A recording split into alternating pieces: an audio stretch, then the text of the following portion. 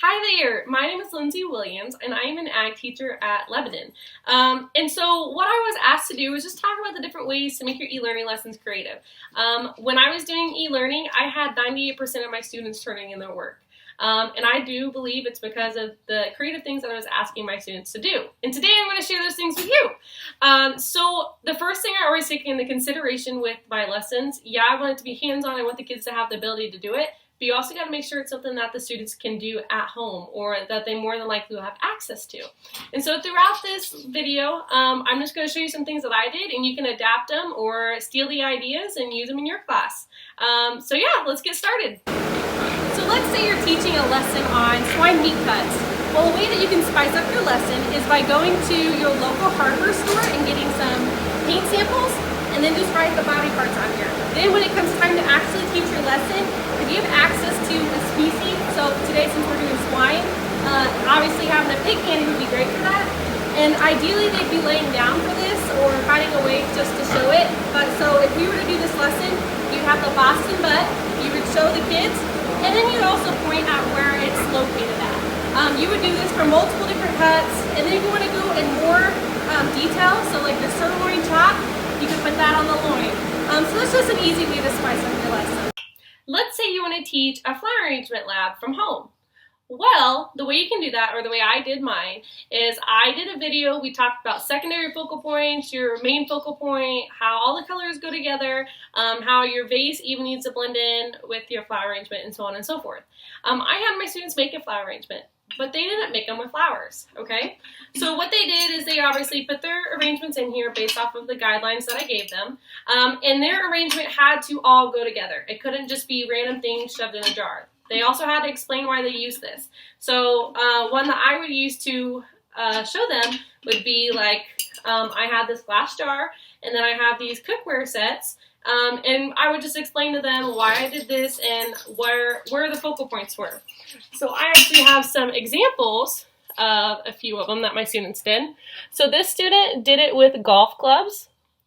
So they talked about their focal points later. This one did it with baseballs and other sports items. This one is my favorite. She did it with Campbell's chicken noodle soups and used the spoons as a secondary focal point. And this one did it with these games. I'm not really 100% sure on what these games were, but obviously they all correlated together and they described. And then this one is actually really cool too. They did theirs out of dog toys and dog treats. And if you look close enough in the background, the dog's actually looking at the item. So this allowed creativity for all my students to work and do. And so they all actually enjoyed this lab. And so it was just a fun way to get to know my students even more. You would think by second semester you would really know your kids, but I think I learned a lot more about my kids too in the second part of the e-learning just because of the assignments I had them do. So if you want to do a flower arrangement lab, this was one that worked really well with my students and everybody enjoyed it. So another way that you could spice up your e-learning lessons would be to just go to a state park.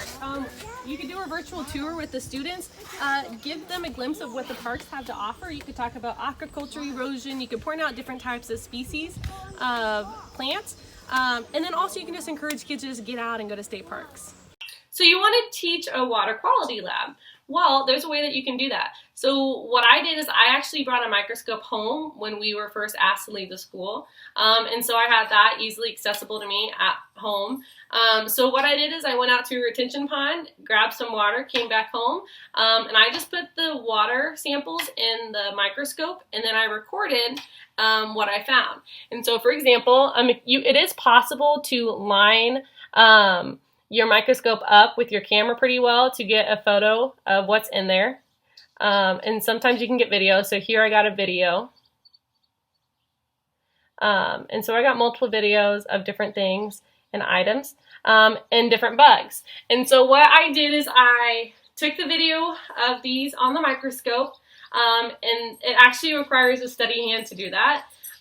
And then I posted them online, and then I had the students, they had to go and research and try to figure out what species it was, if it was good for the water, and so on and so forth. So that was just an easy lab just to have the kids do, as well as they were learning still the same stuff that they should be. Lastly, I think it's super important to remember that our students have these. They have cell phones, and cell phones can actually be a really nice educational tool. I had students that they had to do multiple videos throughout the e-learning, and they had to basically summarize what they had learned. And I had students that had asked to use an app known as TikTok. If you don't know what TikTok is, I strongly encourage that you look into it. It's an app that they can make a 60-second video, and they can post it. It's basically a social media platform for them, but they actually turn it into an educational tool, so it was really nice. They also, when they were making these TikToks, they were so creative and so fun, and they were also getting their family members involved. So not only are they learning, but they're also teaching other people in their household. So I definitely encourage that you remember to take advantage of these cell phones and allow the kids to have fun with their assignments. One word: Instagram. I strongly encourage that you make an Instagram account for your students to be able to go through and follow, because Instagram is one way that you can reach the students outside of like Canvas or something like that. So what I mean by reach out is, like, if you post on here like, oh, something is due at midnight on Thursday, and a kid is scrolling through at 6 o'clock at night, and they see that, like, oh shoot, I forgot about Miss Williams' assignment. It's just another way to remind the kids that they have something to do. It's just something simple, and it's just another platform that you can reach your kids on. If you have any questions or need advice or just like need ideas for some things, let me know. My brain's wired a little differently, and when I think of something, I just go for it. If you fail at what you thought was going to work, that's fine. You're failing forward. At least that's how I like to look at it. The only way you can grow is to fail forward, I guess. So if you have any questions or anything, make sure you ask. I have my contact information below, and so I'm more than happy to help with whatever ways that I can. Thanks for watching.